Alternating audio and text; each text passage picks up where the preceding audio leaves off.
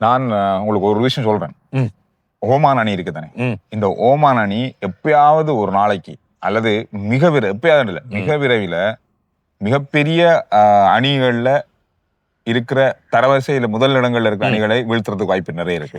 Oman அணி தொடர்பில் பேச்சுக்கள் ஏற்கனவே இருக்கின்றது. காரணம் அதன் பயிற்றுவிப்பாளர் டுலிப் மெண்டிஸ். இலங்கையின் எங்களுக்கு எல்லாம் அர்ஜுன அரவிந்த காலத்தில் தான் இலங்கை அணியின் வளர்ச்சி என்றது எல்லாமே தெரியும். டுலிப் மெண்டிஸ் தான் இலங்கையின் வளர்ச்சிக்கு முதலாவது அத்திவேரக்கல்லை வைத்தவர் என்று சொல்லலாம். ஆரம்ப இலங்கைகள் போராடி கொண்டிருந்த வேளையில் இலங்கைக்காக விளையாடியவர் டுலிப் மெண்டிஸ், முன்னாள் அணித்தலைவர். அவர் தான் இப்பொழுது ஓமானின் பயிற்றுவிப்பாளர். இன்றைக்கும் இலங்கையின் மூத்த வீரர்கள் சனத் ஜெயசூரிய, அரவிந்த டி செல்வா, அர்ஜுனா போன்றவர்களை நீங்கள் பேசினால் கூட அவர்கள் டுலிப் மெண்டிஸை பற்றி அந்த அளவுக்கு போற்றுவார்கள்.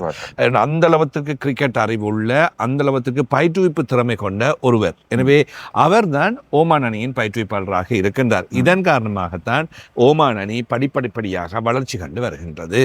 ஓமான் அணி நேற்றைய நாள்ல இந்தியாவுடனான போட்டியில எந்த அளவுக்கு விளையாடினாங்க அப்படின்னு சொன்னா, நீங்க இது ஒரு புதிய அணி இல்ல இப்பதான் இந்த ஆசியா கணத்துக்குள்ளே வராங்க அப்படின்ற மாதிரி எந்த இடத்துல நீங்க பார்க்க மாட்டீங்க. இல்ல, ஓட்டங்களை துடுப்பாட்டத்தின் போது நல்ல முறையில் ஓட்டங்களை இந்திய அணி மட்டும் அந்த ஓட்டத்தை கொஞ்சம் அதிகரிக்காம இருந்திருந்தா நேற்றைய நாள்ல கூட ஓமான் அணி வெற்றி பெறதுக்கான வாய்ப்புகள் நிறைய இருந்து போராடி இருக்கின்றார்கள். அந்த போராட்டம் தான் இங்கே முக்கியமானதாக இருக்கின்றது.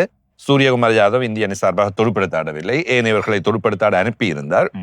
இந்தியா தன்னுடைய துடுப்பாட்ட வீரர்கள் ஃபோமில் இல்லாதவர்களை ஃபோம் ஆக்குவதற்கான முயற்சியை செய்தது.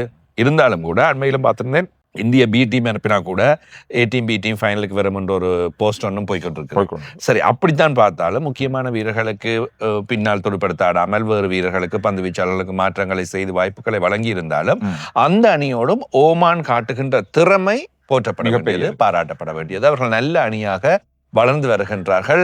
சந்திர சொன்னது போன்று மிக ஆப்கானிஸ்தான் கடந்த காலங்களில் எவ்வாறு வளர்ந்து வந்திருக்கின்றதோ அதே போன்ற அடுத்த கட்டமாக ஓமான் அணி எதிர்பார்க்கிறோம். அடுத்த இடத்துல ஓமான் அணி இருக்கு அப்படின்றது பார்த்தோம். நாங்க நேற்றைய போட்டியோடு இந்திய அணி 3வது வெற்றியை அடுத்தடுத்து ஹெட்ரிக் வெற்றியை பெற்றிருக்கிறது இந்த ஆசிய கணக்கில். முதலாவது இடத்தோடு இப்பொழுது 2வது சுற்றுக்கு சென்றிருக்கின்றார்கள். நாளைய தினம் இந்திய பாகிஸ்தான் மோதல் நடைபெறப் போகின்றது. சரி, இன்றைக்கு நடக்க போற போட்டி இது இலங்கை பங்களாதேஷ் அணிகளுக்கான போட்டி. இது எந்த அளவு முக்கியமான போட்டியா இருக்க போகுது? இப்ப 4 அணிகளை நாங்கள் எடுத்து தரப்படுத்துகின்ற வேளையில் இந்தியா, இலங்கை, பாகிஸ்தான், பங்களாதேஷ் என்றுதான் நாங்கள் எங்களுடைய கணிப்பின்படி தரப்படுத்தல்கள் இருக்கின்றன. அப்ப இறுதி இடத்தில் இருக்கின்ற பங்களாதேஷ் அணியை 2வது இடத்தில் இருக்கின்ற இலங்கை அணி வெற்றி பெற்றால்தான் இலகுவாக அடுத்த சுற்றுக்கு போகலாம்.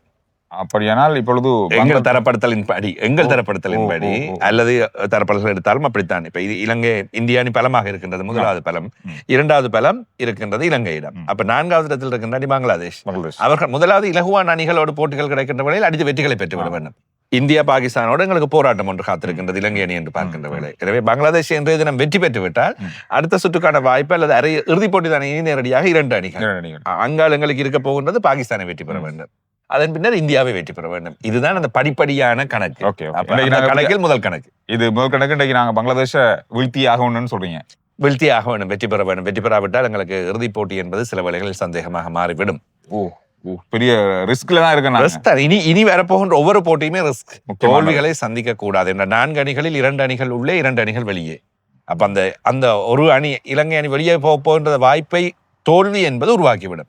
ஆனா வெற்றி என்பது இறுதிப் போட்டிக்கான வாய்ப்பை உருவாக்கிவிடும்.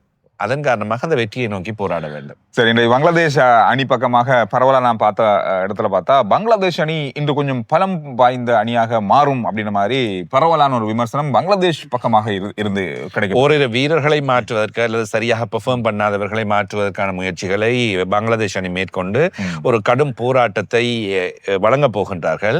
கொஞ்சம் தெரிந்தானே, ஆப்கானிஸ்தான் போட்டி வரை பங்களாதேஷ் இலங்கைக்கு எதிரான எந்த விதமான கருத்துக்களையும் இல்லாமல் அடக்கி வாசித்தார்கள். இன்று அது மீண்டும் ஆரம்பமாகும். இப்ப இலங்கையை பொறுத்தவரையில் பங்களாதேஷை பெரிய அளவில் இலங்கை கணக்கெடுக்காவிட்டாலும் பங்களாதேஷ் இலங்கையை பற்றி ஒரு எதிரிகளாக பார்த்து கொண்டிருக்கின்றார்கள். எனவே அது நடக்க போகின்றது. அணியை பொறுத்தவரையில் சந்திர இலங்கை அணி கடந்த போட்டியில் விளையாடிய அணியோடு விளையாட போகுது. மாற்றங்கள் இல்லை. துனித் வெள்ளாளகே சென்று விட்டார் அணியோடு. அதுதான் நேற்றைய நாள்ல பெரிய அளவாக எல்லா சமூக ஊடகங்களா இருக்கட்டும் இலங்கையினுடைய அத்தனை ஊடகங்களை நிறைத்திருந்தார் வெள்ளாளகே. சர்வதேச கிரிக்கெட் வீரர்கள் யாவருமே தங்களுடைய அனுதாபங்களை, அஞ்சலிகளை தெரிவித்திருந்தார்கள். எனவே துனித் வெள்ளாளகேயின் அன்றைய தினம் விடயம் தெரிந்த நேரத்திலிருந்து இப்போது வரை அவரை முடித்து விட்டார்கள் என்று சொல்லக்கூடிய அளவுக்கான வேலைகளை சமூக வலைத்தளங்களும் சில ஊடகங்களும் எல்லா ஊடகங்களும் சில ஊடகங்கள் நல்ல முறையில் நடந்து கொண்டன. சில ஊடகங்கள் அவர் என்ன செய்கின்றார் என்பதை அக்கு வேறு ஆணி வேறாக கேமராவோடு சென்று இல்லாமல் செய்து விட்டார். அப்படி ஒரு கலாச்சாரம் எங்கள்கிட்ட இருக்கல இவ்வளவு காலம். ஆனால் அது புதுசா திடீர்னு உள்ள பூந்திருக்கிறது இந்த மாதிரி ஒரு கலாச்சாரம். இது இந்திய ஊடகங்கள் மூலமாக பெறப்பட்ட கலாச்சாரம் கூட இருக்கலாம். இந்திய ஊடகங்களே இப்ப அதை குறைச்சிட்டாங்க. சினிமாக்காரர்கள் அல்லது சினிமா சம்பந்தப்பட்டவர்களுக்கு இருக்கும். ஆனால் பொதுவாக கிரிக்கெட் வீரர்கள் என்று வருகின்ற வேளையில் இந்த அளவுக்கு யாரும் செய்வதில்லை. ஏற்கனவே சச்சின் 2003ஆம் ஆண்டு உலக கிண்ணத்தின் பொழுது சச்சினின் தகப்பனார் இறந்த இடைநடுவே சென்று மீண்டும் அப்போது கூட இந்த அளவுக்கு அது பரபரப்பாக்கப்பட்டு நேரடி ஒளிபரப்புகள் செய்து இவற்றை எல்லாம் செய்யவில்லை. ஒன்றிப்பொழுது அந்த சமூக வலைத்தள பிரபலங்கள் அதே போன்ற ஊடகங்களும் சமூக வலைத்தள பரப்புகளில் இருப்பதால் அவர்கள் இவை எல்லாவற்றையும் வெளியே காட்ட வேண்டும் என்று சொல்கின்றார்கள். மகளஜியபத்ரன் நேற்று சொல்லியிருந்தார், எங்களுக்கு நேரடி ஒளிபரப்பு எதுவும் தேவையில்லை, அவரை தனிப்பட்ட முறையில் இருக்க விடுங்கள். இதை நேற்று இரவு நேரத்திலேயே அவர் துபாய் நோக்கி பயணமாயிருக்கார். இப்ப அவர் துபாய் சென்று இறங்கியிருப்பதாக சொல்லப்படுது. அவரோடு இளைஞனுடைய முகாமையாளர் வந்திருந்தாரு. ஆனா இன்னொரு முக்கியமான விஷயம் சொல்லணும், அவங்களுடைய தந்தையாருடைய இறுதி கிரியை இன்று மாலை 6 மணிக்கு தான் நடக்குது என்று உங்களுக்காக சொல்கிறோம். காலை 9:30 தொடக்கம் கல்கிசை மஹிந்த மலர் சாலையில் அவருடைய உடல் அஞ்சலிக்காக வைக்கப்பட்டு மாலை 3:30 அளவில் கிரியைகள் நடைபெறுகிறது. அதை முடிச்சுட்டு அவர் அங்க போவதற்கு நேரம் காணாதால அவருக்கு நேற்று இரவே துபாய் போயிருக்காரு. இன்றைய தினம் நான் நினைக்கிறேன் துனித் வெள்ளாளகே விளையாட போகின்ற 11 இருக்கின்றார் என்பது அறிவிக்கப்பட்டிருக்கிறார். எனவே அதை கேட்டிருப்பார்கள் வெள்ளாளகையிடம், எனவே அதை செய்திருப்பார்கள். இது கிரிக்கெட்டில் சில இறுக்கமான முடிவுகளை எடுக்கக்கூடியவர்களுக்குள் தெரியும். சந்திர விராட் கோலி முதல் தர போட்டிகள் அல்லது பாடசாலை முதல் தர போட்டிகளில் விளையாடுகின்ற வேளையில் அவருடைய அப்பா இறந்து விட்டார். அன்று அவருக்கு தெரிந்தும் விளையாடி ஒரு சதம் அடித்து விட்டு தான் அவர் இறுதி கிரியைகளுக்காக சென்றார். சில கிரிக்கெட் வீரர்கள் இவ்வாறு செய்து கொள்வார்கள். என்னை பொறுத்தவரையில் துனித் வெள்ளாளகே என் தகப்பன் சுரங்க வெள்ளாளகே இன்றைய தினம் முழுமையாக ஆத்மா சாந்தி அடைவார். நம்ம அவருடைய மகன் தன்னிலும் பார்க்க கிரிக்கெட்டுக்கு முக்கியத்துவத்தை அதான் அதுல சொல்லியிருந்தாரு. ஒரு ஊடகத்துக்கு அவர் பேசியிருந்தாரு.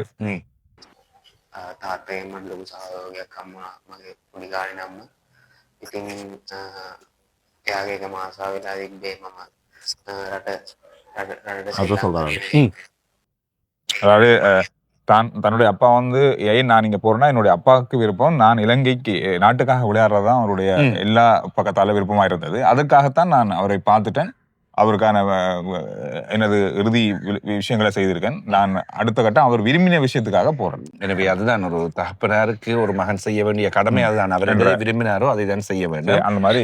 எனவே துனித் வெள்ளாளகை பற்றி எனக்கு தனிப்பட்ட ரீதியில் தெரியும். ஆனா அதுக்கு பிறகு நான் நேற்று இரவு சில விடயங்களை பார்க்கும்போது அப்பாவோட இறுதிக்கிரியைக்கு போகாம ஒரு விளையாட்டுக்கு முக்கியத்துவம் கொடுக்குறாரா இவர் அப்படி என்ன மாதிரியான எதிரான கருத்துக்களும் கூட நேற்றைய நாள்ல அவருடைய இந்த கருத்துக்களுக்கு கீழே பதிவிடப்பட்டிருந்தார். இல்ல இப்படித்தான் நாங்கள் எல்லா விதத்திலும் எல்லாத்திலையும் நோண்டுகின்றார்களாக எல்லாவற்றையும் பார்க்கின்றவர்களாக இருக்கின்றோம். மறுபக்கம் என்பது இருக்கின்றது. பலர் சொல்லி இருந்தார்கள் முகமது நபி அவருடைய அப்பாவுக்கு இவ்வாறு ஒரு சொல்லவே உண்மையில் விருப்பப்படவில்லை. சமூக வலைத்தளங்களில் இவ்வாறு எழுதப்பட்டிருந்தன. முற்றுமுழுதாக தவறு. அது 22 வயதான ஒரு இளைஞனுக்கு நீங்கள் சொல்கின்ற இந்த கருத்துக்கள் எந்த அளவு பாதிப்புகளை ஏற்படுத்தும் என்பதை நீங்கள் யோசிக்கவில்லையா? உண்மையில் நல்ல கிரிக்கெட் வீரர்கள் வெள்ளாகையோடு இருக்கின்றார்கள். முகாமையாளர் வந்து சென்றவர், அவர் ஒரு மிக சிறந்த மனிதர். பல இடங்களுக்கு கண்டேன். எப்பொழுதும் வெள்ளாளகையை மிக தட்டி கொடுத்து அவரை ஆதரவுப்படுத்தக்கூடியவர். சனத் இருக்கின்றார். சனத் ஜெயசூரியன் மேல் அவரை பார்த்துக் கொள்வார்கள். எரிய சிரேஷ்ட வீரர்கள் அங்கே இருக்கின்றார்கள். எனவே வெள்ளா மீண்டு வரக்கூடிய ஒரு நல்ல மனம் படைத்த ஒரு நல்ல சிறியவர் இளைஞர். எனவே அவர் மீண்டு வந்து இன்றைய தினம் அவர் செய்ய போற பெர்ஃபார்மன்ஸ் இந்த நான் சொல்றேன் இன்றைய ஏதாவது அவர் செய்வார். இன்று ஒரு மாயம் இருக்கும். இன்று வெள்ளாளகை ஹீரோ ஆஃப் த டே போட்டியில் மாறுவார். அதன் பின்னர் நேற்று இன்றைய தினம் நடைபெற்ற விடயங்கள் எல்லாம் மறக்கப்பட்டு அவரை இந்த உலகம், சர்வதேச கிரிக்கெட் உலகம், சர்வதேச உலகம் தூக்கி கொண்டாடும். பொறுத்திருந்து பாருங்க. இதோட இறுதியா ஒரு விஷயத்தை சொல்லி இந்த வீடியோ முடிக்கிறோம். பங்களாதேஷ் அணியை நாங்க அவ்வளவு ஈஸியா இடப்படக்கூடாது, இலகுவாக இடை போடவே முடியாது. அது மிக அதனால்தான் இப்பொழுது வெள்ளாவை கூப்பிடுவதற்கான காரணமே கிரிக்கெட் அணி என்னதுக்காக அவரை கேட்டிருப்பார்கள். அவருடைய சுழல் பந்து வீச்சு தேவை, அவருடைய துடுப்பாட்டம் தேவை. எனவே இலகுவான ஒரு அணி இலகுவாக எடுக்கலாம் என்றால் மாற்று வீரரை போட்டு விளையாடிவிட்டு நீங்கள் பாகிஸ்தான் அல்லது இந்தியாவோடு விளையாடுகின்ற போட்டிக்கு காலம் இருக்கின்றது. இவ்வளவு இக்கட்டான நிலையிலும் அவர் விளையாடுறதுக்கும் காரணமா தான் இலங்கை அணி அவரை மீள அழைத்ததுக்கு காரணமா தான். பங்களாதேஷ் அணியை நாம இலகுவாக இட போட முடியாது அப்படின்றது எல்லாருக்குமே தெரிஞ்ச விஷயம். இலங்கை அணியை பொறுத்தவரையில் பலமாக நான் சொல்லக்கூடிய விஷயம், குஷல் மெண்டிஸ் ஃபோமுக்கு வந்திருப்பது, கமிந்து மெண்டிஸ் சிறப்பாக துடுப்படுத்த ஆடிக்கொண்டிருப்பது. ஷரித் அசலங்க தன்னுடைய துடுப்பாட்டத்தில் இன்னும் கவனம் செலுத்த வேண்டும், இன்னும் போதாத நிலைமை காணப்படுகின்றது. குஷால் பெரேரா பலமாகி இருக்கிறார். எனவே துடுப்பாட்ட வரிசை முதல் 5-6 பேர் வனிது ஏற்கனவே அதிரடியாக துடுப்படுத்தாடக்கூடியவர், வெள்ளாளகைக்கு இன்னும் துடுப்படுத்தாட வாய்ப்பு கிடைக்கவில்லை. இவர்கள் அனைவரும் ஒட்டுமொத்தமாக இன்றைய தினம் மிக சிறப்பான முறையில் அடித்தாடி ஒரு வெற்றியை பதிவு செய்வார்களாக இருந்தால் இலங்கை அணி ஃபைனல், இலங்கை அணி இறுதிப் போட்டிக்கு போகும். நீங்க என்ன நினைக்கிறீங்க இந்த போட்டியை பற்றி? இலங்கை அணியினுடைய இந்த பங்களாதேஷ் அணி பற்றியான போட்டி யார் வெல்லுவாங்க அப்படின்றதையும் கருத்துக்களை சொல்லுங்க. அடுத்த வீடியோல நாங்க உங்களை சந்திக்கிறோம். நாளைக்கு சந்திக்கின்ற வேளையில் இன்னும் பரபரப்புங்களுக்கு காத்திருக்கிறது. இந்தியா பாகிஸ்தான் நாளைய தினம், இன்றைய தினம் என்ன நடைபெற்றது, நாளைய தினம் நடைபெற போகின்ற போட்டிகள் பற்றிய முழுமையான விவரங்களோடு நாளை சந்திப்போம்.